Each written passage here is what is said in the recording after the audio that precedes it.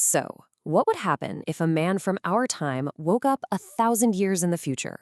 Well, today we're diving into the grand finale of one of the most epic sci-fi sagas ever written, Arthur C. Clarke's 3001, The Final Odyssey. And this is where it all begins, with a ghost drifting out there between the stars. It's a man frozen solid for a millennium, perfectly preserved in the absolute zero of deep space. This one discovery is about to link the very dawn of the space age to a future that absolutely no one could have ever predicted.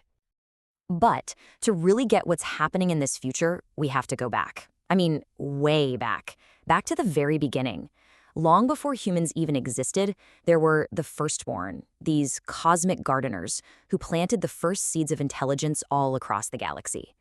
This line from the book just nails it, doesn't it? They weren't conquerors. They were farmers, cosmic gardeners. They sowed life across these vast fields of stars. They watched it grow. And yeah, sometimes they had to pull the weeds. They were patient, incredibly powerful, and completely, utterly alien. And their evolution, it's just wild. They started out as organic beings, flesh and blood, just like us, exploring space in physical ships. But biology has its limits, right? So they merged with machines, becoming essentially living starships. And even that was just a phase. Eventually, they transcended matter altogether, becoming beings of pure energy, literally woven into the fabric of space-time itself. So you might be asking, how does a being of pure energy actually interact with the physical universe?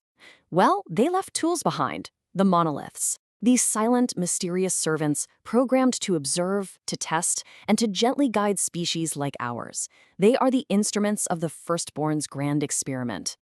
Okay, now let's jump forward. Billions of years. We're in the year 3001, on a totally routine mission out in the frozen darkness way beyond Neptune, and humanity is about to stumble upon a ghost from its own distant past.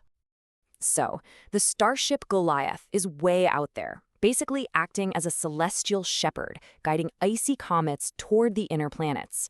Suddenly, its long-range radar pings something. A small, strange object, tumbling end over end. It's definitely artificial, but it doesn't match any satellite or piece of debris they have on record.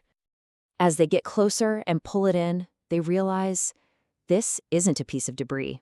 It's a spacesuit.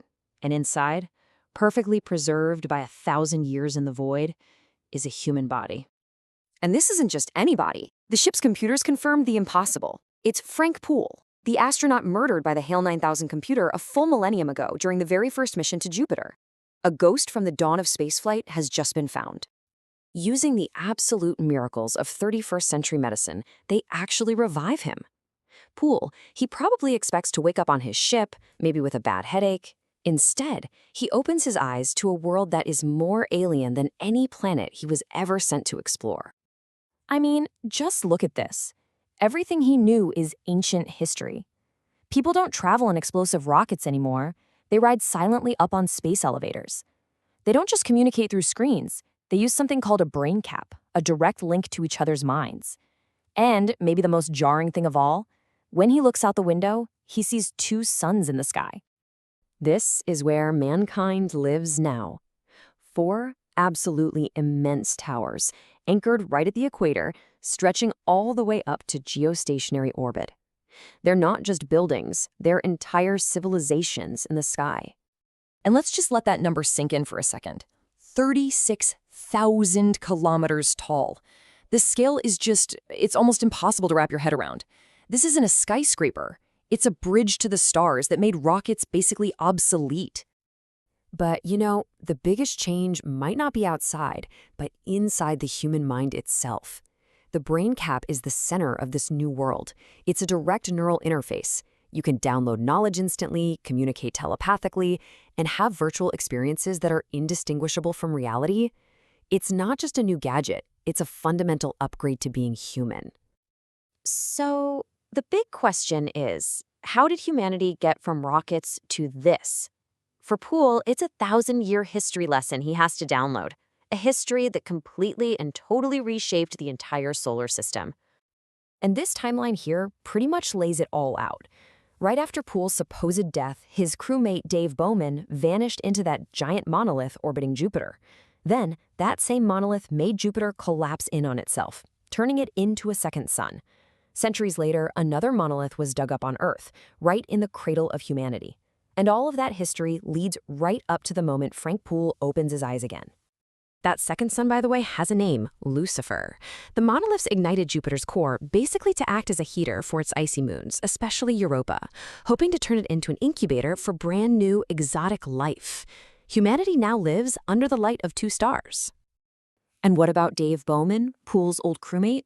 Well, his story gets even weirder. He wasn't destroyed, he was transformed. He basically followed the same path as the firstborn. His consciousness was absorbed into the monolith, turning him into a being of pure energy. He's now an agent for those cosmic gardeners, a literal ghost in the machine, who can sometimes send warnings back to us. All of which brings us right back to Frank Poole. How does a man from the 21st century, a pioneer from the very beginning of space travel, even begin to find his place in this almost unrecognizable new world? His new life is, well, it's a total contradiction. On one hand, he's a huge celebrity, a living relic from what they see as a primitive, almost barbaric past. With the brain cap, he can learn the equivalent of a PhD in an afternoon. But on the other hand, his body, once the peak of human fitness, is now so frail after 1,000 years on ice that he could never survive Earth's full gravity again. Think about that. He can never again walk on the Earth he was born on.